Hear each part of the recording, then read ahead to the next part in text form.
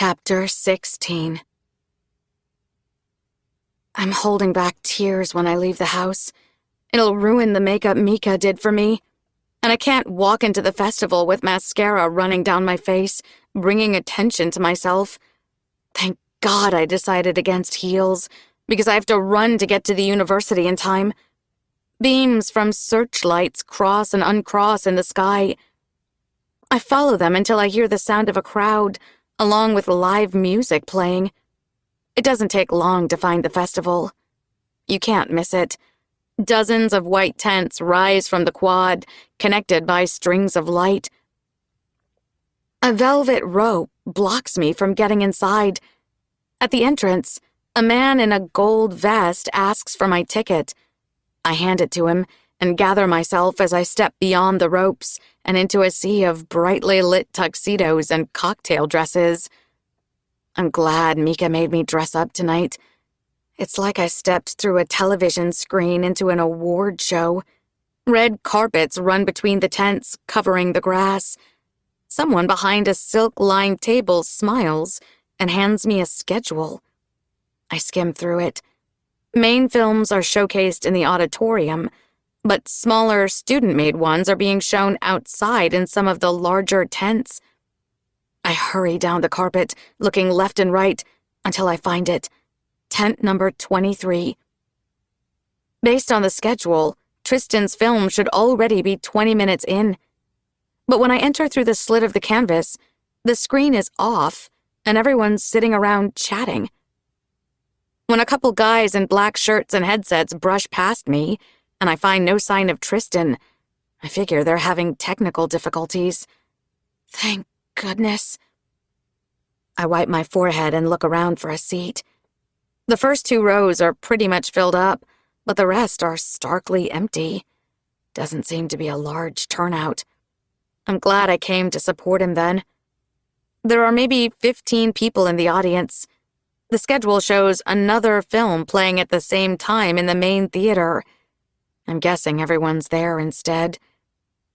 There are a few empty rows in the back, but I don't want to appear as though I came alone. In the second to last row, there's an older gentleman with wispy gray hair and a dark leather jacket sitting in the middle by himself. He's wearing tinted glasses. I find a spot near him, leaving an empty seat between us. 5 minutes go by, but no film. The audience is growing restless. A few people get up and leave. I turn to the man and ask, "Excuse me, sir, did they mention when the film is supposed to start?" "Soon," he says, "but that was a half hour ago." I see. I frown and check the schedule again. "Don't worry. It's normal in the industry. Everything runs late. So you could say we're right on schedule." "Do you work in film?" The man smirks. "No, I stay far away from that. I'm only here for the musical aspect." "Musical?" "The documentary," he says to clue me in. "You know this film is about the Screaming Trees, don't you? The rock band." "I know who they are," I say, maybe too defensively. He smiles. "Thought you might have walked into the wrong screening. From my experience, most people your age have never heard of them." I can't tell if he's being condescending. "I'll have you know, I came tonight just to see this film," I say. "Really?" He scratches his cheek, looking genuinely surprised. "You must be a real fan." "Of course I am." "Where did you learn about them, if you don't mind me asking?" "My boyfriend. He introduced me to them. He knows all their music." "Is that so? And where is he?" He... I go quiet, unsure of what to say. "Couldn't make it." "Well, that's too bad." I want to say more about Sam, but there's no time because the lights dim and everyone rustles around in their seats facing forward. The tent goes quiet, and I hold my breath as the film begins. The sound of an engine rumbles over a black screen as the film fades in to an old town street view through the windshield of someone's car. A denim-sleeved hand hits the dial of the car stereo, turning on the music.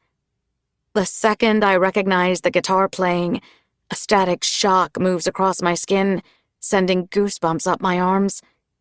It's the song Dollar Bill, a track from Sam's favorite album, the one we walked in the rain for him to get signed.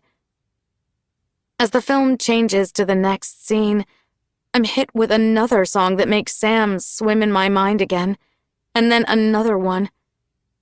I knew I was here for a documentary on the screaming trees, but I wasn't prepared to listen to a curated playlist of the last 3 years of our lives. But there's something different about the songs. They seem to have been slowed down, distorted, and rearranged with electric instruments or something, like brand new versions I've never heard before. Accompanying the music is a supercut of concert clips, home videos of the band, and television interviews of the members that flash across the screen. All of this overlaid with videos of rippling water and blinking traffic. Almost like 2 movies are being projected at once. At moments throughout, the lighting changes dramatically, intensifying to create gauzy, dreamlike effects that make me squint a little. 20 minutes in, and I still don't know what the film is about.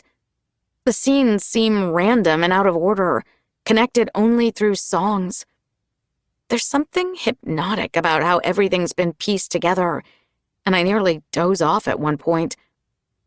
When the music fades and the screen goes black, I wait for more. But then I hear clapping and realize it's over. Well, that was interesting, the man beside me says as the lights come on.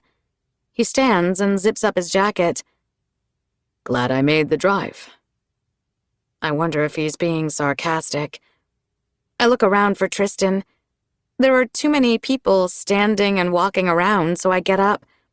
As I scoot into the aisle to find him, I bump into someone else I don't expect. Mr. Lee, you're here. And so are you? He holds a glass of wine and is wearing his usual brown suede jacket, except with a purple flower in the front pocket, exactly like the ones from the bouquets that decorate the tent. I didn't know you were coming, I say. I'm always there to support my employees. He nods and toasts the air. We're family, after all. I smile at this. That's true. We are like a family. Tristan will be glad to see you. Have you had a chance to talk to him? I'm trying to find him now.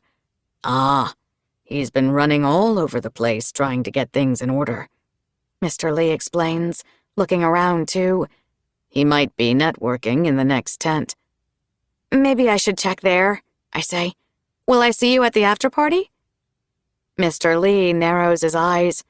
After-party? Tristan never mentioned that. I press my lips together. Maybe I wasn't supposed to mention it either. I think it's only for the filmmaker and invited guests, I say. Really? And will there be food? I think so. Mr. Lee sniffs the air. Seared duck, he says to himself. I think I shall go to this after-party. Oh, I think you need a ticket. Mr. Lee gives me a mischievous look. I smile and whisper, I'll see you there. I let Mr. Lee go refill his glass of wine as I keep looking for Tristan. But it isn't for long, because he finds me. My eyes widen. Tristan, look at you. Tristan straightens up, allowing me to take him in. He's wearing this tailored dark blue suit with satin lapels and a white silk shirt with 2 buttons intentionally left undone. His hair has been brushed back and styled in a way I've never seen him do before. And he smells pleasant with cologne. You look incredible. Oh my gosh, stop, he says, turning as red as the rose he holds in his right hand. My mom made me wear this. She has impeccable taste. Tell her I said so. Tristan smiles. So, what did you think of the film? Oh, I'm still taking it in. I thought you said it was a documentary? It is. But it was all music and nobody spoke in it. Yeah, it's an experimental documentary, he explains. I see. In that case, I loved it. I'm so glad. It's supposed to be one of those things you have to watch more than once to get, Tristan says. Experimental films are like that. He checks his watch. Oh, we should go. To the after-party? No, there's another film I wanted you to see. Tristan takes my hand and leads me out of the tent. You're gonna love it. Space ninjas? I wish. What's the rose for? Oh, it's for you, he says, blushing again. It was my mom's idea, but you don't have to take it if you don't want to. I smile and take the rose. An usher recognizes Tristan and moves us to the front of the line. We take seats in the reserved row of the auditorium. I can't help feeling a little special. Tristan didn't tell me anything about the film, so I'm thrown off guard when the actors speak a foreign language, reminding me how terrible my French is. The story begins with a delivery truck on its way to a bakery, when a bump along the road sends a single baguette out of the window without the driver noticing. The rest of the film follows the lost baguette and its journey through the streets of Paris. While the other baguettes are being stacked on wood shelves and taken home by loving families, the lone baguette is run over, picked up, dropped again, mauled by birds, kicked, tangled in a scarf, and dragged by a lime green Vespa across town, before miraculously landing on the front steps of the bakery. But before the baker can come outside to find it, it begins to rain, soaking the baguette, and dissolving it into wet crumbs that wash down the street and into the drain. When the screen goes black, Tristan hands me his handkerchief to wipe away tears. I can't believe I'm crying. As silly as it sounds, I saw myself in that baguette, wanting nothing more than its safe return home. Is that why I'm hanging on to Sam? I want us to go back to the way things used to be. I glance around and see the entire audience is sobbing as well. I turn to Tristan. Why did you pick this to show me? I read about this film online and thought of you, he says. Did you like it? I mean, I did, but it's so heartbreaking. Exactly. I knew it would make you sad, just like you said you want from a film. When did I say that? The week we first met, he says. I asked you what kind of movies you liked, and you said the ones that make you cry. You said you want to cry in a way you've never cried before. Don't you remember? I think about it. It does sound like something I'd say. I thought about that a lot, Tristan says. I wondered why someone would want to intentionally experience that. I think I figured it out. You want to feel something meaningful and intense. You want to feel that thing in your heart and stomach. You want to be moved, to care about something or fall in love, you know? And you want it to feel real and different and exciting. Tristan glances at the black screen. And I think this film does that, in its own way. It makes you cry over bread. You've never felt that before. It's original. It makes you feel alive. An usher comes in to clean and arrange the seats for the next screening. Tristan checks his watch again. Let's get going. There's more I want you to see. We squeeze 2 short films in before the after-party. One is a romantic comedy, and the other is more action-packed. Around 10 o'clock, we follow a crowd toward the main tent where the band's playing. Tristan ties a special wristband on me before we head inside. A champagne fountain bubbles beside silver trays of hors d'oeuvres as 100 people or so stand around socializing. I see Mr. Lee found his way in.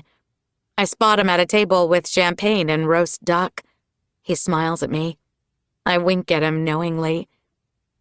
The crowd is a bit overwhelming, but Tristan never leaves my side. I hold on to his rose as he walks me around the tent, introducing me to other filmmakers, writers, and college students from all over Washington. "Somebody wants to meet you," he says, pulling me toward the other side of the tent. I narrow my eyes. Who on earth wants to meet me? There's a man with a paisley tie standing near the corner of the tent, holding a glass of white wine. "This is Professor Guilford," Tristan introduces us. "He's one of the board members who chose my film. He's also a professor here." "Great to finally meet you, Julie." He offers me his hand. "And you as well," I say politely. "But how do you know who I am?" He laughs. "You're Professor Clarke's daughter, aren't you?" he asks. "She talks a great deal about you. Tells me you're a talented writer."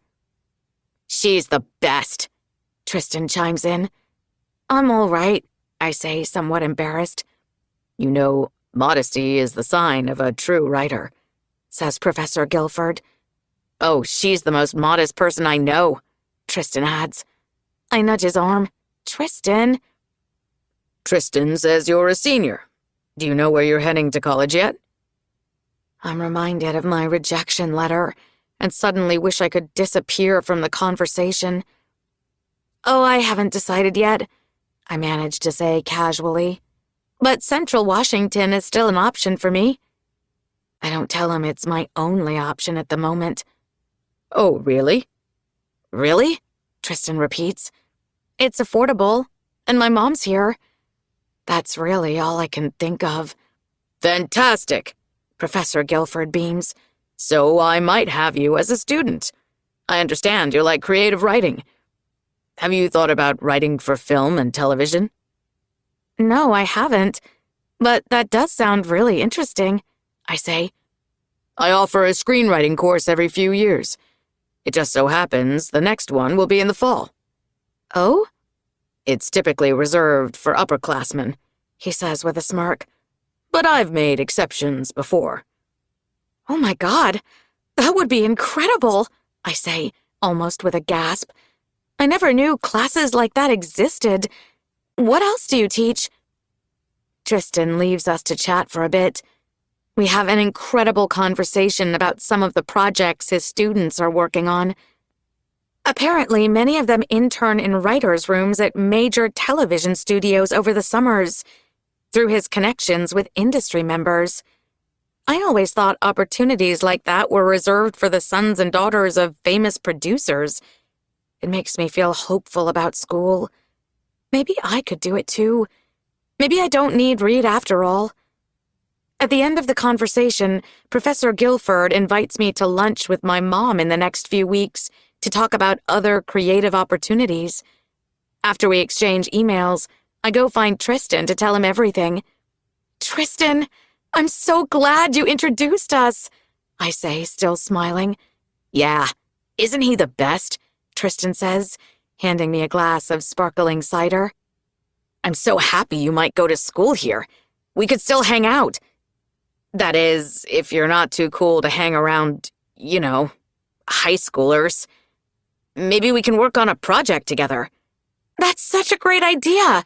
We should." "I bet you'd be an amazing writer for films," he says. "I hope you're right," I say. The rest of the night is wonderful. I meet Tristan's other friends who worked on the documentary with him and impress them with my knowledge of Mark Lanigan and the Screaming Trees. We eat chocolate-covered strawberries and put our names into the raffle. Tristan wins 6 tickets to the local cinema. One of his friends wins a fancy camera. They all crowd around him enviously, taking turns admiring it. Then one of them whispers something. "Did you see him? I can't believe he's here, man." Heads dart back and forth, but I can't tell who they're looking at. Then Tristan whispers, "He nodded at me after the film. Think he knew I was the director." "What? And he didn't go up and say anything?" "I heard he hates being approached," says Tristan. I stick my head into their secret huddle. Who are you guys talking about? Everyone looks at me. Tristan points his chin to my right. Over there. The one with the glasses. I turn around, looking. The tinted ones? It's the man I sat beside during Tristan's film. Oh, I talked to him earlier. He was really nice. Tristan's eyes widened. What do you mean you talked to him? I sat next to him at your screening, I say. We chatted before it started. It wasn't a big deal or anything. I mostly ignored him. Julie, tell me you know who that is. Clearly I don't, Tristan. That's Marcus Graham, Tristan whispers tensely. He's one of the former managers of the band. He's old friends with Mark Lanigan and the Connor brothers. He's a big part of their success. He's sort of famous. And he's leaving, his friend shouts. I turn to see his arm disappear through a slit in the back of the tent. How did I not realize who he was? No wonder he was so curious about my interest in the band. As I watch him leave, a sudden thought occurs to me. I need to talk to him again. This is my only chance. I leave Tristan with his friends and rush out of the tent to find him. It's incredible how much sound the canvas can block from the outside. The cold shift from the night air sends a shiver through me, making my ears pop. Wait! I shout from behind him. The man stops walking. He turns around, looking for the voice. It's only the two of us out here. He adjusts his glasses. Something the matter? He asks. It takes me a second to think of what to say. I'm sorry for not recognizing you earlier. No worries, he says with a chuckle. You won't be the last. My boyfriend, he would have loved to have met you. He's a really big fan, I say. His name is Sam. You mentioned him. Too bad he couldn't make it, he says, turning to leave. I step forward. He's a musician too, I go on. He plays the guitar and even writes his own music. You guys really inspired him. That's nice, kid. I reach into my bag. I have one of his CDs, I say. It would mean a lot if you listened to it. Once I find the CD, I hold it out to him. Some of the songs aren't finished, but he's really talented. The man puts his hands up. Sorry, kid, but I make it a rule not to take unsolicited music. Industry policy. I step forward, holding the CD out closer. Please, just listen to it. It would mean so much to him. He waves a hand in the air. I said I can't. I'm sorry. Please. Have a good rest of your night, he says firmly, and walks off. I stand there with my arm hanging in the air as a cold night chill sends a shiver through me, and I feel my entire body begin to shake. I can't let this chance slip away. I have to stop him. I have to do this for Sam, but the man is about to walk off forever. He's dead, I gasp. The words rip through my throat. He's dead. When I realize what I'm actually saying, I can't contain myself. That's why he couldn't make it. That's why he isn't here. Because he died. He died a few weeks ago. Tears form behind my eyes as my throat swells up. It's been a long time since I heard myself say anything like this. Maybe because I stopped believing it. The man stops walking. He turns around and looks at me. There's a silence before he says something. His name was Sam, you said? I nod silently as I wipe my cheeks with my hands, trying to stop myself from crying. And he played the guitar? Yes, I say through a cracked voice. He steps toward me, holding out a hand. All right then. I'll take a listen. Thank you so much. I hand him the CD, but he can't even take it from me. My grip is too strong. He looks at me. Is something wrong? I just realized this is the only copy I have, I say. I don't have a lot of his things left. He lets go of the CD. Tell you what. Why don't you email it to me? He suggests. That way I won't lose it and I can respond to you. He takes his wallet out and hands me his card. Take care now. I watch him disappear into the parking lot. I don't head back inside. The CD is clenched tightly in my hands. I couldn't even let it go. A stupid CD. Just like the lantern. I wanted to let go of everything, but I can't even let go of this. How am I supposed to let go of Sam? There's something on the ground. I glance down. It's Tristan's rose. I didn't even notice I dropped it.